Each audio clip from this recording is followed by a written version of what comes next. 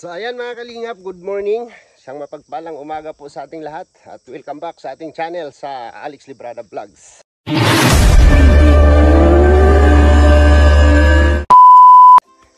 Ngayong umaga po, no, for today's vlog ay magsasaka tayo, no? Mga kabukid, shout out. Mga kaprobinsya, shout out sa inyong lahat. At andito tayo ngayon sa taniman ng aking papa. At andun po si papa, oh, nag-harvest ng red munggo. Ayan, grabe. So ayan, napakagandang panahon, napakaganda ng sikat ng araw. Sa likod ko ay inyong matatanaw ang magagandang mga puno. Ay po, mga tinik ng daan.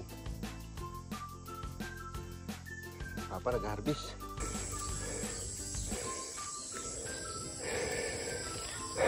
Ano na, lapad na yung dito? Hindi na, ano? Hindi na damuhan? Hindi masikaso itong pagsakit ko. Nagkasakit kasi si Papa kaya napabayaan. Yan o. Red munggo. Mag-harvest tayo ng red munggo. Ano yan? Laya lang, laya?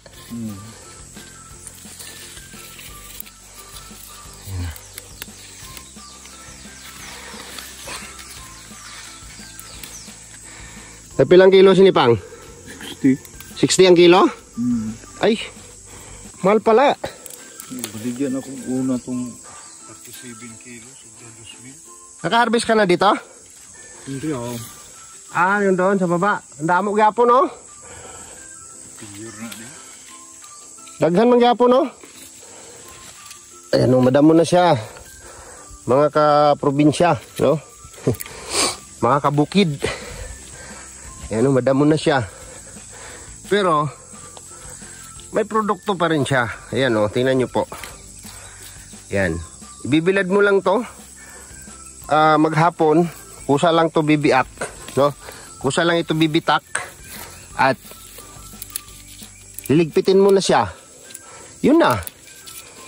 Produkto na. Tali mo na sa bayan, pira na. Isipin nyo po, 60 ang kilo. Pero kailangan mong tsagain ito. O, isa-isa mong kunin. Harvest na ganyan. O, di ba? Papa nag-harvest ng red munggo. O. Yun, o.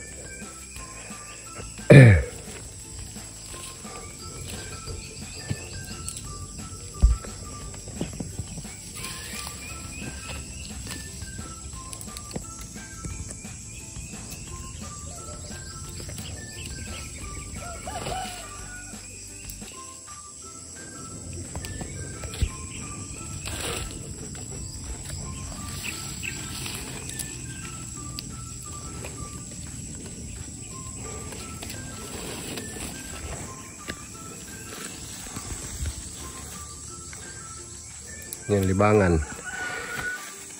Libangan ng aking airpot. Pa, lagay mo dyan. Pa, sinilas ka pala eh. Dami tinik. Tiniil ako eh, araw oh. Oh, dami oh.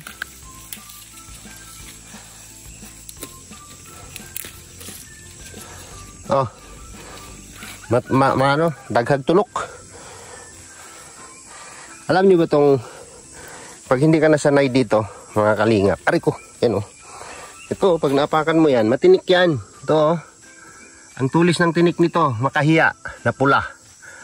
Makahiya na pula. Yan. Ano tinawag siyang makahiya? Kasi pag ginalaw mo siya, nagpipikit siya. Yan o. Oh, ha? Yan o. Oh. Pag ginalaw mo yan, natutumba yan. Masakit yan.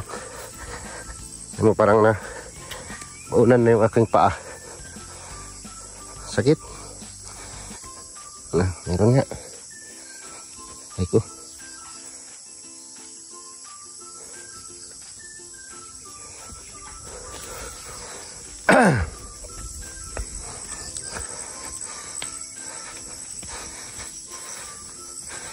Lalo na si Papa doon.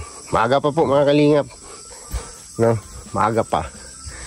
Bali Alas 6 pa lang ng umaga. Andun na si Irpat oh. Nag-harvest na siya ng kanyang red munggo. Ayan. So meron kaming gagawin ni Brad Tata. Magtatabas kami. Mag-aawan tayo sa aking munting kagubatan. Tayo. Aray ko. Alam niyo po ba pag nagpaa kayo mga kalingap? Dito po sa bukid no.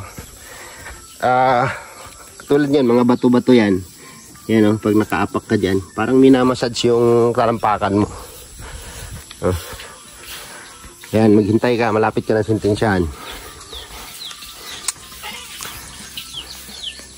So ayun na nga po mga kalingap, mga kabukid. Yan, mga kabukid, shout out. So kasama ko si Brad Tata, ayan. Siya yung maiiwan dito.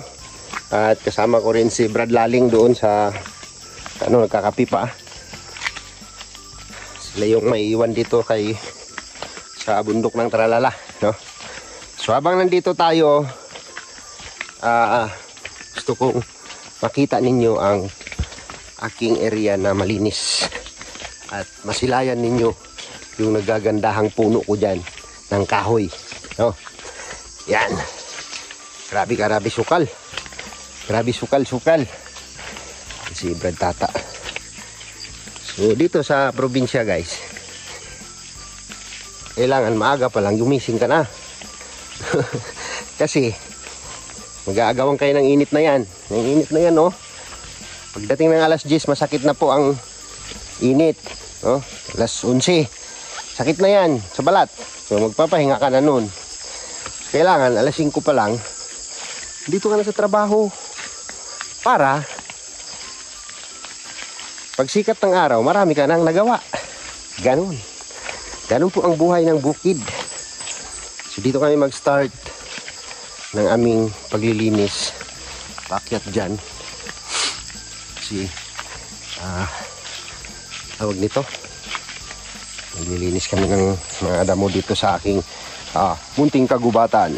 Yan. Shout out po sa inyo dyan.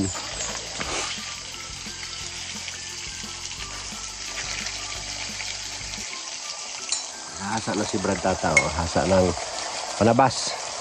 Kasi magtatabas tayo ng damo, magdadamo tayo sa ating munting kagubatan.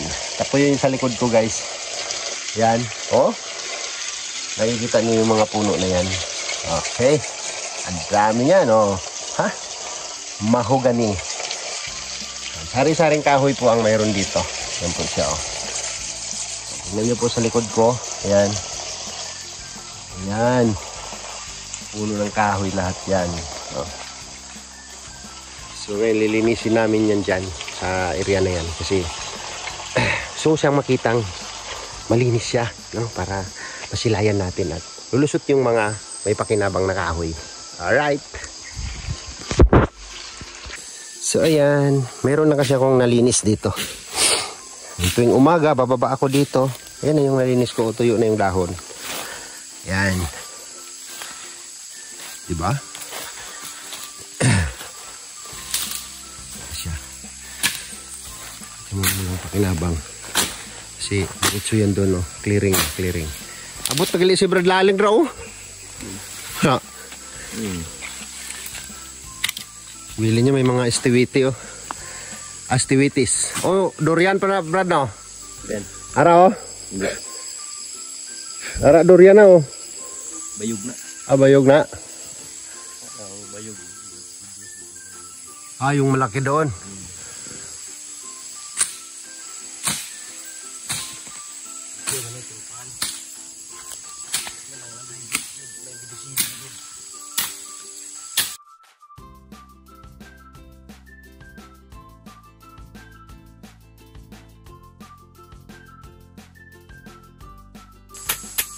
Sa kapiran.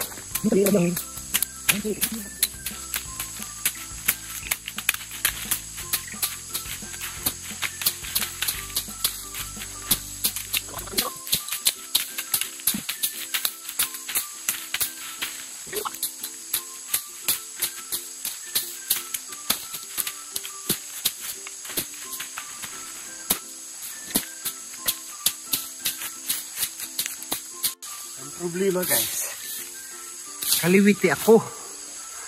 Yung baliko niya, kanan. Hindi ako makaganon. Kasi kaliwa ako eh. Baliktad. Dapat pag ganon, baliktad. Oh. Bira.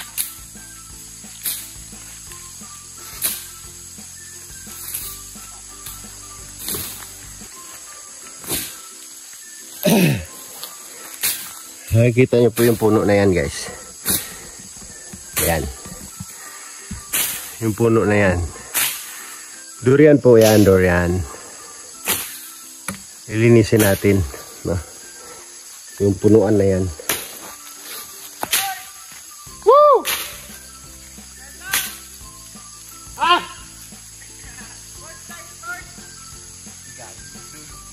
Dele!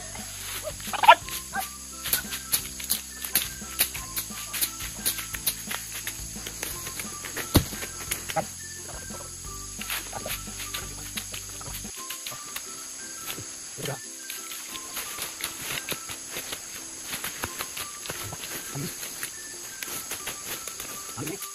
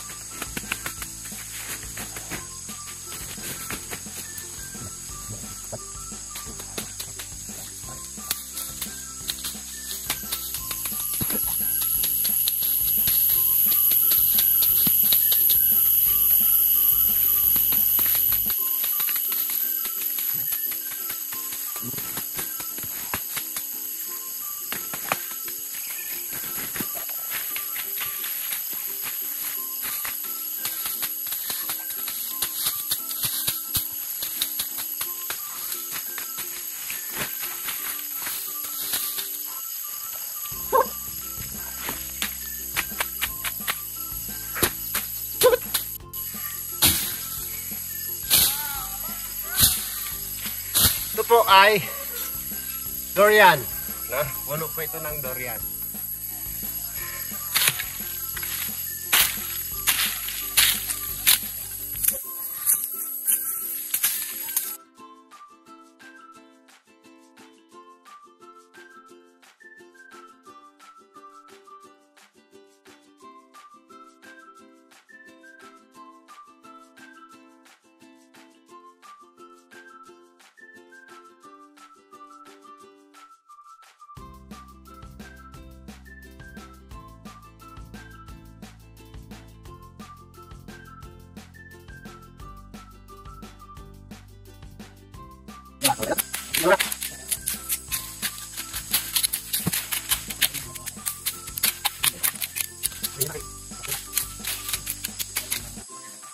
Ito, lubiya. So, as per ni Tata, ni Brad Tata, ay may binibinta daw, no? Isipin nyo po ang mura ng lupa dito, mga kabukid, no? Dito po sa amin. 50K, 50,000 na isa hektarya. No? Ganun kamura, di ba? Isipin nyo po yung napakababa ng market value ng lupa dito, mga kalingap, mga kabukid. Di ba? Pero kung ilagay natin sa mindset natin, no, na magpe-preserve tayo ng isang area na puro kahoy, napakasarap sa pakiramdam, no? Pag andito ka sa loob ng kagubatan, talagang maririnig mo dito ang uni ng mga ibon, tunog ng mga palaka. lahat ng kahayupan, lahat ng mga hayop dito sa kagubatan ay maririnig mo kung anong mayroon dito. So binibinta daw yan dyan sa tabi namin. Ito kasi boundary to. 50,000 daw ang isang hektarya. Samantala yung biniling dudong doon, napakamahal. 500k, 2 luti lang. My goodness. Sa halagang 150,000, meron ka ng 3 hektarya. Isipin nyo po kung gaano kamura ang lupa dito. Kung ako lang magkapira, bilhin ko yan. Ito si preserve natin, no? Gawin natin kagubatan, lahat. 20 years from now, 20 years from now, puro kahoy na to. Halo ang kahoy at prutas po dito sa lupa ko. Ganun po ang plano ko dito sa lupa na to. Preserve namin yung mga puno dito, no? Gawin ko itong preserve forest. Tama ba yun? preserve forest. Kasi nandito po sa lupa ko ang sari-saring klase ng kahoy, no? Merong kamagong dyan, merong pinakamatibay na kahoy na hindi nasusunog ng apoy, meron dyan. Merong pang furniture dyan, kumplito yan. So mamaya tuturo ko kayo dyan sa loob ng kagubatan, sa mga puno ko dyan.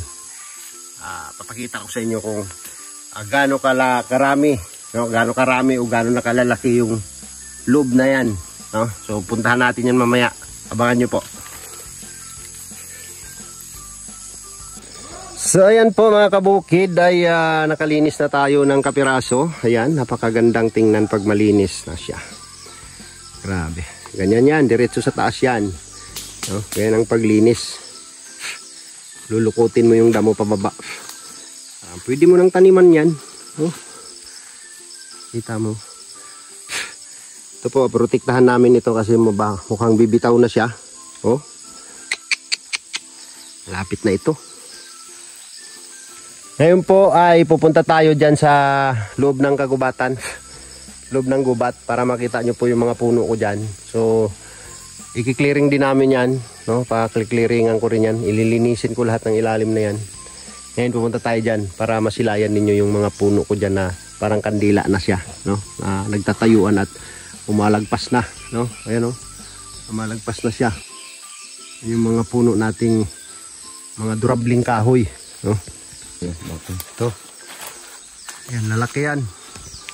Napakinabang ang kahoy yan. Ito, mga maliliit na titira. Hindi namin yan puputulin kasi ito, gawa ng kapatid ko kahapon. Linis niya na. Ito po yung mga kahoy na bayog kung tawagin yan. Mga tubo niya. Dinong bayog gani? Bang puno ng bayog? Naputol na gali ng kapiraso sina.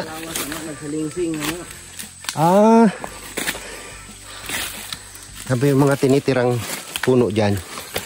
Guys, ito oh. Grabe oh. Kita nyo. Ang pinakamarami dito ay lawaan, no? Puno ng kahoy lawaan, bayog. Ano pa? May mga maliliit pa siya oh. Ayan. Pero meron na siyang mga malalaki na puno. Hindi nyo lang makikita pag malayo tayo. Pero pag dito tayo sa loob ng gubat, sa loob tayo ng gubat na ito, nakikita natin lahat ng puno dito, kung gaano na siya kalalaki. Yan, magsasample tayo sa inyo ha, kung gaano kataas, gaano kahaba ang puno namin. Puno dito sa lupa ko. Hoy! Hey! Ha? Ha? Aridre! Ito yung sinasabi ko na kapag nalinis natin, nakikita natin yung kabuuhan ng mga puno, no? Ito, medyo matambak yung damo, oh. Grabe. Yan. So, marami nang maputol dito. Yan. Sininso nila. Ito, lawaan to. Lawaan yan. Ito. Hari lawaan niya? Ay, hindi. Hindi. Wala. Payawi. Ah, kapayawi. Garaw. Miton mo? Hari oh. Araw mo po.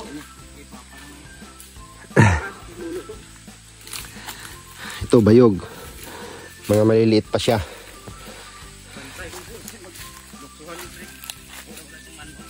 Ha? Nakita mo? Nag-star na rin. Kami nakatirang ahas dito? Mga ano kada ko? Siguro sa kahoy kami kung mahulog. Ha? Siguro kada ko. Anong klaseng ahas? Ano sumasalag ba? Ano nga tawag lang sumasalag? Yung ilagaraw. Gasinso kami to dre oh. Nahulog? Hulog. Nakakatakot. Ano? Parang ano? Ah, sa babaw sa kahoy ga saka. Salag siguro. Grabe no sa ano. So, hindi po ito ano guys, no? Mga kabukid kasi hindi po posibleng tirahan siya ng ahas kasi gubat po talaga ito. Ayan oh. Grabe po. Anong kakahoy niyo? Mga labong ang dahon. Kinabalaan ko lang ng kahoy na. Tingnan nyo guys ha, mga kabukid ha. Sa taas tayo magbibideo. Ayan. Dito tayo sa loob ng kagubatan. Ayan po yung mga puno natin. Ayan. Lahat yan. Tatagos sa paningin ninyo. Dito tayo sa ilalim. Ayan yung mga puno. Ayan. So, hindi po imposibleng tinitirahan ng mga ahas dito kasi habitat po ito ng ating mga ahas, no? So, tawag nito habitat. Ito po talagang tirahan nila. Pero may nakita daw sila ditong parang binti na kalaki na ahas. Ano, nanghahabol ng tao yan? Hindi man. Hindi kay paghulog niya dito sa islab na hulog ba, ugay kay sa kalakat. Pwede nyo Hindi naman malabo kay wag migaraw. Hindi po, gar. Tiningnan lang. Naumpawan, nagdak po papunta doon. Ah, bumaba. Bumaba. Ano kayang hindi man magkal? Hindi. Itom kayo. Mamilay ito. Ah, itim na ahas? Di po, gar. Puting kuyawa. Kasi ito kami ito ni Gagi. Nakakatakot. Ano, nagipatay nila na, oh? Yan. Ito mga. Kuyawi wala. Ah, gipanitan? Grabe. Nagdako na sabi nga kahoy. Wala siyang pulos. Oo, kasi sobrang lambot yan, di ba? Dako. Kuhan nila. Nabukbuk. So, ito po. No? Malinis namin ito, lilinisin ko.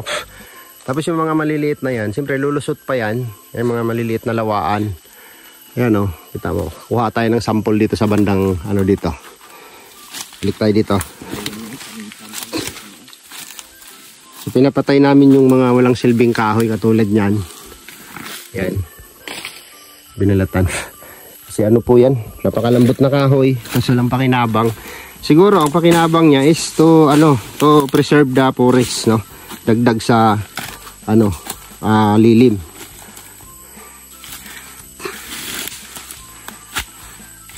Rebla ta. Meron lang akong sa aking mga viewers, no.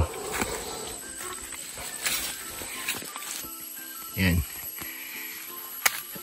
So, kita na ko. Ito mga kalingap, mga kababayan. Itong mangga na to, maliit pa ako nito. Hanggang ngayon mangga pa rin siya, napakaliit niya, hindi siya lumalaki. Buhay pa si mama nito, mangga na to. Hindi ko alam kung bakit hindi siya lalaki. Siguro nabalot siya ng mga malalaking puno. So, hindi ko siya puputulin. Doon lang yan siya. Hindi ko alam kung anong klaseng mangga yan. Tapos, tayo.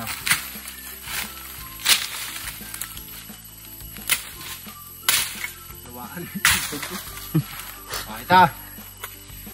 So guys, ito kung ano kahaba to.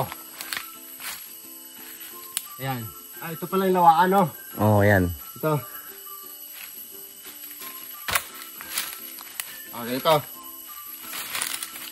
Ganito siya kalaki, oh. Hindi ko na siya mayakap. Yung puno. Diba? Sipin nyo yan.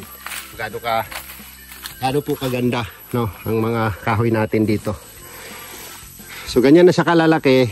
Ayan. Hindi ko na ito mayakap, no? Tapos, ayan yung katabi niya. Medyo abot pa siguro yung kamay ko dyan pag niyakap ko yan. Pero pag binaybay ko yung video mga kalingap, no, galing dito sa puno na to, yan, Tapos iakyat natin dahan-dahan para makita nyo kung gaano kataas yan. Yan, ganyan siya kataas guys. No? So estimated ko yan. Ikaw ta, pila estimate mo? 50 feet. 50 feet. Oh. Sa akin mga 30 to 40 feet, no? Ang haba niyan hanggang dun sa dulo. Grabe, tabi-tabi yan. Isipin nyo po yan guys kung gaano karami yung kahoy ko dyan. Yan oh. Ito yung pinipreserve kong gubat, no? Gusto ko siyang lumawak pa. Malaki, lawaan yan lahat. Ito, puro lawaan to, di ba? Ay, grabe. Ito sa tabi. Ito, lawaan to, no? Ano lawaan yan? Ito, lawaan po to. Grabe. Punta yan doon. Ang lalaki na. No? Sulit na nidiri mo na ng kwan. Ito na yung Iringan pag ito na dito. ito na yung magpe-preserve guys, no?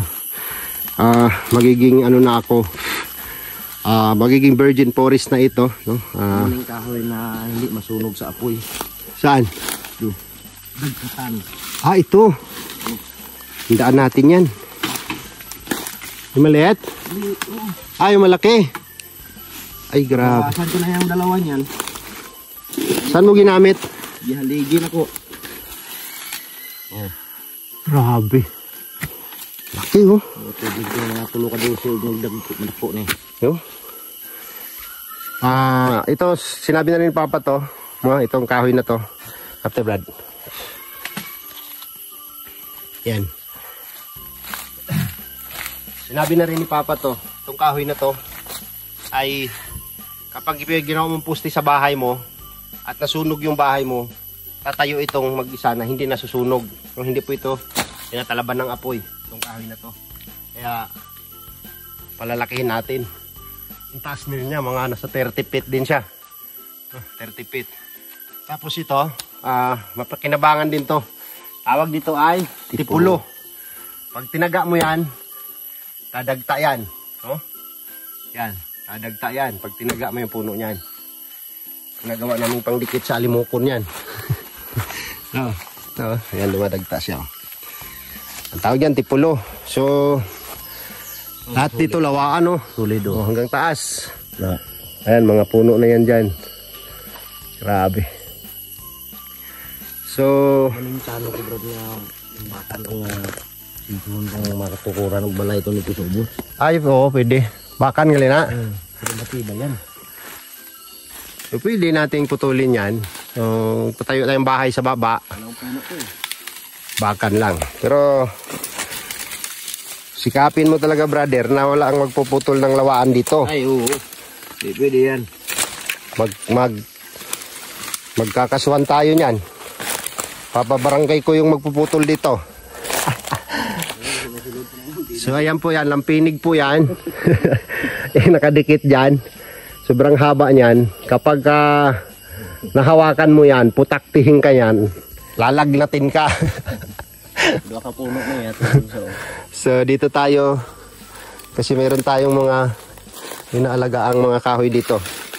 Ano yun? Mga nato. Doon. Ang kalat na, no? Abot na siya raw. Grabe. So, darating ang panahon, mga kababayan, mga kalingap, na itong lupa na ito, kahit sabihin nating napakaliit ng value ng lupa dito sa amin. Market value. Pero, kapag pinalawak ko itong kagubatan na to, hindi ko ibibinta kahit 1 milyon ito. Ano? Kahoy pa lang guys. Milyonis na yan. Ha? Kahoy pa lang po, no? Milyonis na po yan. Kaya, pinasilip ko lang sa inyo yung area ko. Ito lang yung kapiraso lang siya. Siguro mga nasa kulang-kulang kalahating hektarya. O mga 1 hektarya, no? Basta dito. Hanggang sa taas. So, kailangan natin i-preserve yan. I-spread para ma-preserve natin ulit ang ating kagubatan dito sa ating bayan. Di ba? Mahalin natin ang ating ano ba tawag nito? Kalikasan. No? Mahalin natin ang ating kalikasan para sa ikakaganda ng simoy ng hangin. Ay, simoy ng hangin. Grabe. Yan. Ito guys, ginugulay namin ito. Ang ubod nito, napakasarap. Manamis-tamis. Parang niyog-niyog. Sardinas lang yan. Solve na yan. So, pauwi na tayo. At wala pa kaming almusal. Are brado, nato ni brado. Yan. Yan. Magandang kahoy yan. Kawan, ako ada no. Pagbasa, rabir na. Rabir ni. Ay, bayog. Yan. Kailangan alam mo ang mga pinoproduce ng mga punong malalaki na yan. Kung para hindi mo siya ito. Ililipat ko ito sa open area. Mamaya papalahin ko yan. Tapos ilipat ko yun malapit sa bahay. Para pagkadating ng araw, doon na siya. Lalaki na siya. Katulad yan sa sobrang sikip na po kasi dito sa loob. Kaya ilalabas natin yung mga similyang ganito. Katulad nito. Hardwood po ito. No? Hardwood. Pang furniture po na kahoy ito. No? So, pwede natin luakon na brad. Tingnan daw brad kung maluak daw. Palagi ng bagay niya. May giluak ko lang garaw lang gapon. No? Itanong ko ito sa may tubigan. No? Palibuti ba? Palibuti. Pinala ko lang to. Ay, inano ko lang lagaraw. Makuha ko lang ugat niya.